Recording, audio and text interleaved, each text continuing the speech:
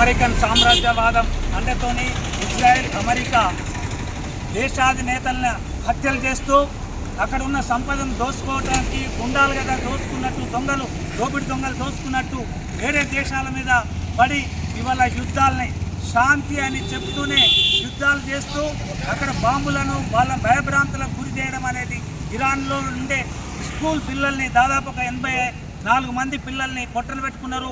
200 మందికి పైగా ఈనాడు హత్య చేయడం జరిగింది.